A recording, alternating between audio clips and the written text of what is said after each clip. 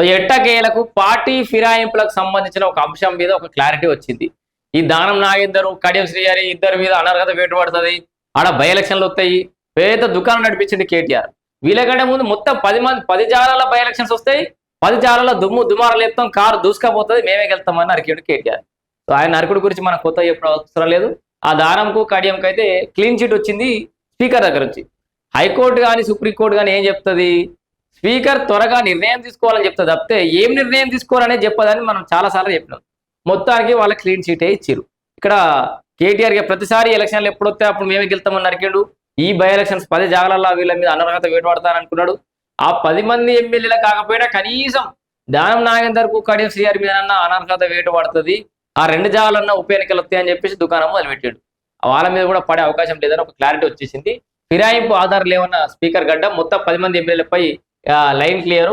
Party ఫిరాయించలేదన్న speaker అందరూ BRS ఎమ్మెల్యేలే అని స్పష్టం.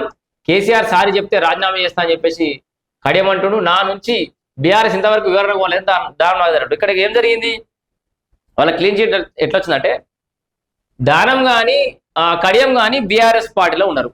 బీఆర్ఎస్ పార్టీ అధినేత ఎవరు, కల్వకుంట్ల చంద్రశేఖరరావు గారు, మన తెలంగాణ మాజీ ముఖ్యమంత్రి.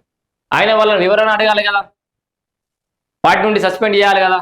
సో ఇట్లా ఈ విషయాలు పక్క పెడితే కింద అంతా ఇగో మొత్తం శుద్ధపు సముచం చూడురి. స్పీకర్ తీర్పు అప్రజాస్వామికం అని పోయిన అంటాడు కేటీ రామారావు. ప్రజల తీర్పును కాలరాయడేమని ఈయనేమనంటారు కిషన్ రెడ్డి. ప్రజాస్వామ్యానికి మాయని మచ్చ అని బీఆర్ఎస్ పార్టీకి మచ్చ తెచ్చినటువంటి ఒక అక్కడు. ఇప్పుడు వీళ్ళందరికీ పెద్ద మనిషి ఒక పెద్ద మనిషి మాట్లాడిద్దాం. ఇగో అచ్చుండి బాబు ఏం మాట్లాడుతాడో చూడు. ఈ పార్టీ ఫిరాయింపులకు సంబంధించి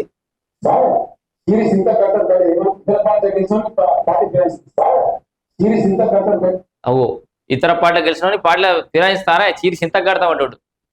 అనగానే అంటే ఇప్పుడు కొత్త మాట్లాడుతున్నాను అనుకున్నారు, తర్వాత అసలు సినిమా తప్పకుండా ఇతర పార్టీ నుంచి మా పార్టీ చేర్చుకుంటాం. వాళ్ళకి యోగ్యత ఉంటే మంత్రి పదవులు ఇస్తాం, గ్యారంటీగా బాధ్యత ఇస్తాం. వాళ్ళ బేజాప్తే నాకు అర్థం కాదు. ఇంత విభిచార బుద్ధ రాజకీయాలలో మీరు ఎట్లా టార్గెట్ చేస్తారా? జర్నలిస్ట్ మీరు ఉంటా నన్ను కోసం అడుగుతున్నారు. ఆనే మీరే చెంపచీలు అనిపించారా? సిగ్గుండాలి వేస్తారు, మీకు చెప్పాలి అడగాల. నా ప్లేస్ లో మీరు ఉన్నారనుకోండి, అనుకోండి, నేను చేరుతాంటే తీసుకుంటావా ఒప్పుకుంటావా? నీ క్యాబినెట్ లో ఇందరు ఉద్యమకారులే ఉంటారా మొత్తం? ఉద్యమకారుల మీద కేసీఆర్ యొక్క అభిప్రాయం, కేటీఆర్ యొక్క అభిప్రాయం ఇది. మొత్తం ఉద్యమకారులు ఏమంటారా? అరే వాజాబ్తో దాంట్లో అర్హత ఉంటే వానికి ఇస్తాం, యోగ్యత ఉంటే వాళ్ళకి మంత్రి పదవులు కూడా ఇస్తాం, పార్టీ మారితే తప్ప అని. ఒకసారి పార్టీ మారిన ఆయన చెప్ప చెల్లమనిపించకుండా మీరు రాస్తారా వీడియోలు యాజ్ ఎ జర్నలిస్ట్ అని చెప్పేసి జర్నలిస్ట్ల మీద రొల్లి. ఇది పంచాది. నువ్వు చేసే రాజకీయ వ్యభిచారం అంతా చేస్తావు కేసీఆర్. రాజకీయ వ్యభిచారులు అంటే number 1 KCR, number 2 KTR, number 3 Harish Rao. అది హరీష్ రావు కూడా నెంబర్ 1 లో కూడా ఉంటాడు. మీ కల్వకుంట్ల ఫ్యామిలీయే, మీ బీఆర్ఎస్ పార్టీయే రాజకీయ వ్యభిచారానికి తెరలేపింది. అది పెద్ద వ్యభిచారులు మీరు, రాజకీయ వ్యభిచారులు.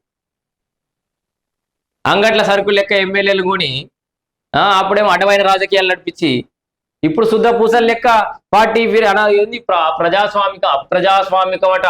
ప్రజాస్వామ్యానికి మాయన మచ్చాలి ఏమంటది? స్పీకర్ తీర్పు అనేది అప్రజాస్వామికం అని కేటీఆర్ అంటాడు. ఇక రాష్ట్రాలలో గవర్నమెంట్లకు కూల్చేసి అధికారంలోకి వచ్చినటువంటి బీజేపీ పార్టీ నాయకుడు కిషన్ రెడ్డి. మీరా మాట్లాడేది? ఎవరున్నారా ఇలా శుద్ధ పూసలు? అదేదో ఉంటది ఇక్కడ, ఎవరు జీవితంలో ఒక్క తప్పు కూడా ఏనోడు నన్ను తింటారని చెప్పేసి అదేదో సినిమాలో ఒక సీన్ ఉంటది. రాజకీయ వ్యభిచారం చేయనోళ్ళు ఎవరైనా నీతిగా నిజాయితీగా నిక్కచ్చుకున్న వాళ్ళు ఎవరైనా ఉంటే దేవుని మీద ప్రమాణం చేసి నిలబడతా అంటే ఒక్కరు చేయలే ఉంటారు, ఒక్కళ్ళ ఉంటాడు ఒక్క రాజకీయ నాయకుడు. ఇక వీళ్ళు మాట్లాడుతారు ఏమైనా లేదు, ఒరిగేది ఏం లేదు, గదే రాజ్యాంగం ఉంది, గదే శాసనసభ వ్యవహారం ఉన్నాయి, గదే సినిమా ఉంది. మొత్తానికి ఇక కేసీఆర్ బాబు అంటుంది మళ్ళొకసారి ఇంటా అంటే ఇనుర్రి.